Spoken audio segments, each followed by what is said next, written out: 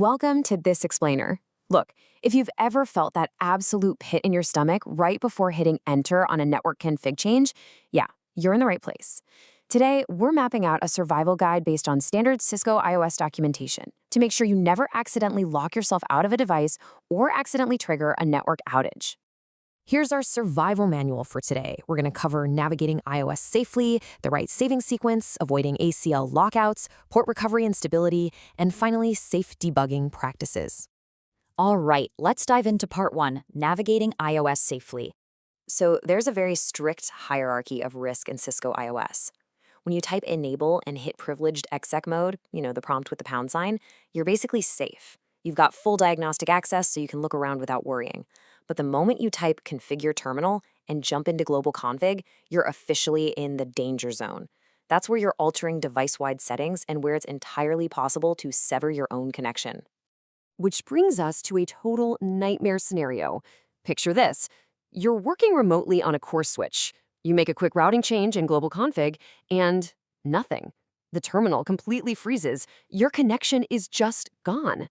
How do you survive that? How exactly do you back out? Well, your best escape hatches are actually built right into the workflow.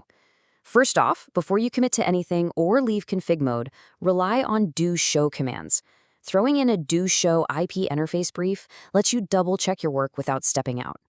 Second, get used to using end or Control+Z to instantly bail out to privileged X. And honestly, if the worst happens and you lose your session entirely, just remember that the active RAM config will be discarded if the device reloads, as long as you haven't hit save. It'll just revert to its last known good state.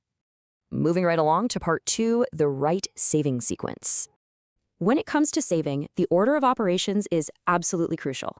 If you're hardening a brand new device on day 1, you have to set your enable secret and secure your console before you even think about saving. Set the secret, encrypt everything with service password encryption, lock down that console line, dial in your auto logout timer, and then and only then do you type copy running config startup config. To really drive this home, think about what happens if you skip that order. If you save an unsecured device state, you're literally locking in a vulnerability that outlives a reboot. If that router loses power and reboots, it comes back up totally wide open, exposing your network to absolutely anyone who can reach the management IP. It's simple. Always secure, then safe. Okay, part 3, avoiding ACL lockouts. You really have to know the difference here, because getting this wrong is a classic, painful pitfall.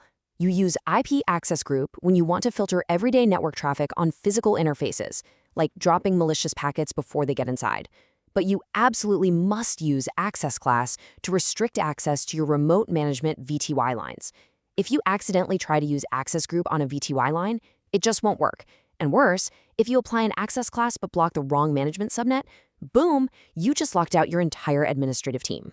And when you are locking down those VTY lines, slapping on transport input SSH is the final piece of the puzzle.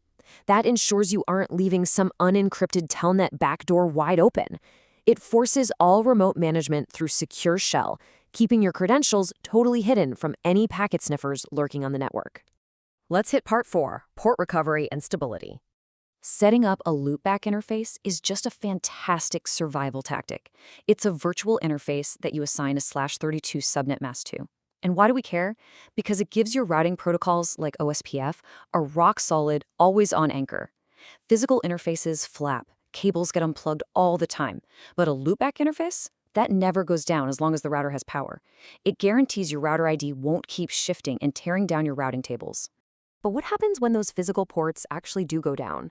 Say a rogue switch gets plugged in, trips BPDU guard, and throws your port into an air disable state. It essentially shuts itself off to protect the network. To survive this, you need a specific manual 2-step intervention. You have to go into the interface configuration, explicitly type shutdown, and then follow it right up with no shutdown. You literally have to bounce the port manually to bring it safely back to life. All right, moving to part 5, safe debugging practices. Listen, if you just run a blanket debug IP packet command on a core router, your console is going to freeze instantly under a massive flood of data, the CPU will spike to 100%, and traffic will just stop routing. It's bad news. So always use a scoped workflow. Step 1, create an extended ACL targeting just the single IP you're troubleshooting. Step 2, apply that ACL right to the debug command. This filters the output, Which brings us to step 3, observing the terminal safely without crashing the whole box. And then we have this, undebug all, or no debug all. This is, without a doubt, the most important command in this entire explainer. Think of it as your emergency brake.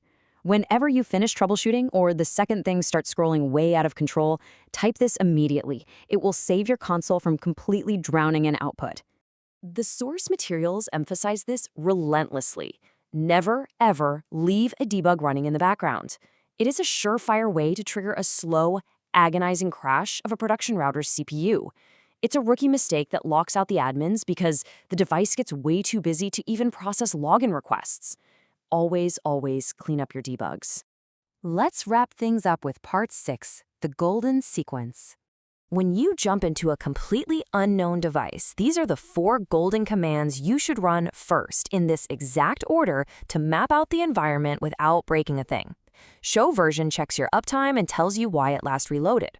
Show IP interface brief gives you the lay of the land, what's up and what's down. Show IP route lets you inspect the routing table, and show running config gives you a look at the active settings. Those 4 commands will safely answer 80% of your network questions right out of the gate. So, as we close out this explainer and you head back to the command line, ask yourself this. Is your very next copy run start going to secure your network or permanently lock you out of it? By relying on do show, securing access before you save, filtering your debugs, and sticking to the golden sequence, you make sure that you control the network instead of it controlling you. Thanks so much for hanging out with me for this explainer. Stay safe on the command line and keep learning.